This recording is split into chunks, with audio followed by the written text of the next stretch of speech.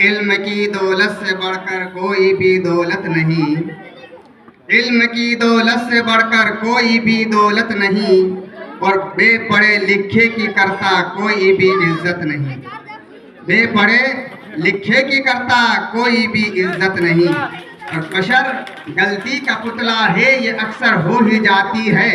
जो गलती करके पछताए उसे इंसान कहते हैं, जो गलती करके पछताए उसे इंसान कहते हैं। माननीय मुख्य अतिथि, आदरणीय शिक्षकगण और मेरे प्यारे देशवासियों, आप सभी गणतंत्र दिवस की शुभकामनाएं और मुबारकबाद देना चाहता हूं।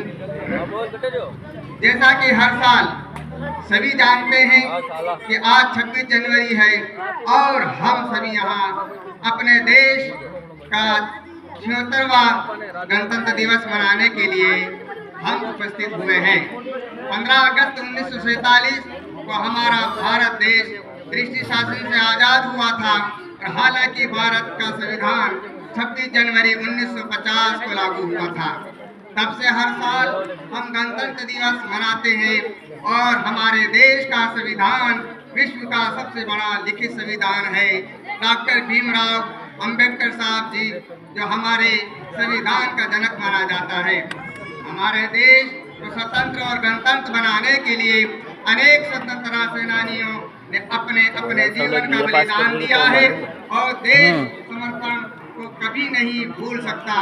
स्वतंत्रता के बाद हमारे देश ने बहुत उन्नति की है, परंतु आज भी हमारे देश अशिक्षा, भ्रष्टाचार, बेरोजगारी, असमानता जैसी समस्याएं हैं।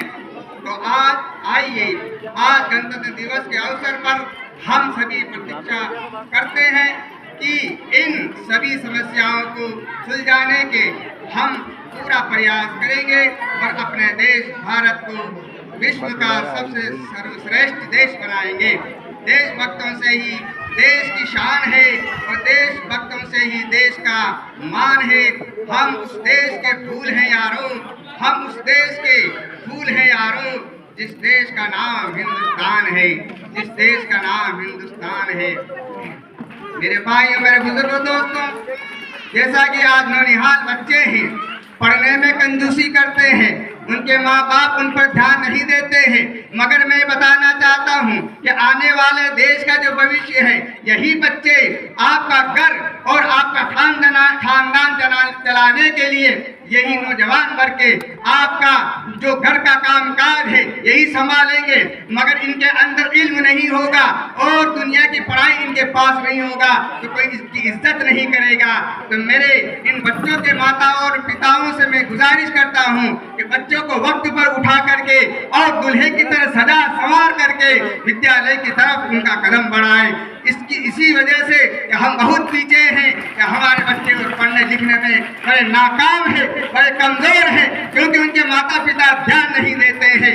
ध्यान देते तो आज ये स्थिति ना बनती। आज हम देखते हैं चौराहे पर छोटे छोटे बच्चे, नन्हे बच्चे मोबाइल पर इतना जोरता चलाते हैं कि आज पढ़े लिखे भी पीछे रह जाते हैं। यही वजह है कि माँ बाप उन पर ध्यान नहीं देते हैं। मेरे भाइयों, मेरे बुजुर्गों, दोस्तों, यही बच्चे आज पढ़ लिख करके कोई कलेक्टर बनेगा, अगर कोई नहीं पढ़ेगा तो कौन कलेक्टरी करेगा? कोई वकील ना बनेगा तो वकालत कौन करेगा? कोई इंजीनियर ना बनेगा तो इंजीनियर कौन करेगा? और डॉक्टर ना बनेगा तो डॉक्टर कौन करेगा? ये डॉक्टरी करना, ये पढ़ लिख करके विद्वान बनना, ये इसी स्कूल से शिक्षा हासिल करने के बाद सभी आगे कदम बढ़ाने से ये देश और दुनिया चलेगी। हम कान में तेल धर करके बैठे रहते हैं और अपने बच्चों को पढ़ाने लिखाने पर ध्यान नहीं देते हैं। ये सबसे बड़ी हमारी एक भूल है। इसका भविष्य इतने माँ बाप बिगाड़ रहे हैं।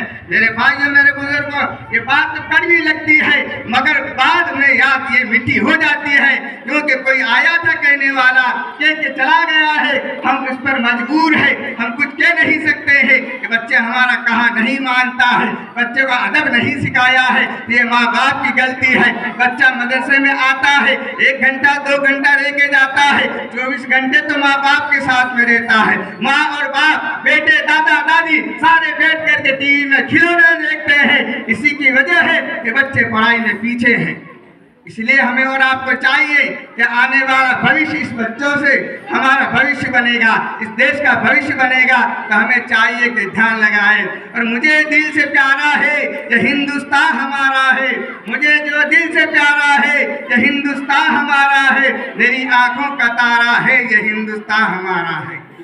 हमें ये आंखों से, हमारे आंखों का तारा है ये हिंदुस्तान हमारा है। यहाँ के मैं दिल के बस गया है याद ये बनकर, मुझे जो सबसे प्यारा है ये हिंदुस्तान हमारा है।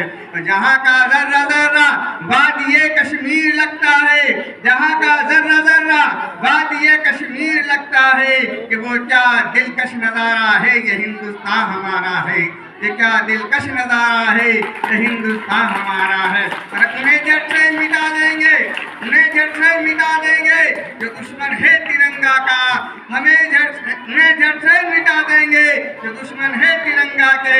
हमें ये जो से प्यारा है, हमें ये जा से प्यारा है ये हिंदुस्तान हमारा है। तो जहाँ पर सिख ईसाई हिंदू मुस्लिम साथ रहते हैं, जहाँ पर सिख ईसाई हिंदू मुस्लिम साथ रहते हैं, ये महमूद कितना प्यारा है ये हिंदुस्तान हमारा है, ये महमूद कितना प्यारा है ये हिंदुस्तान हमारा है। भारत देश महान है, तिरंगा इसकी पहचान है, किसी एक का नहीं, ये तो सबका हिंदुस्तान है, ये तो सबका हिंदुस्तान है।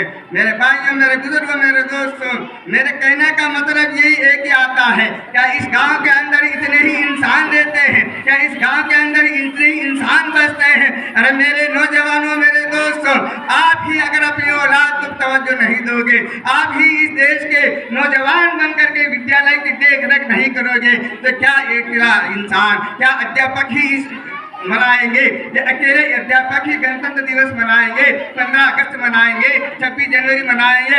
ये तो पूरा देश का लिए है।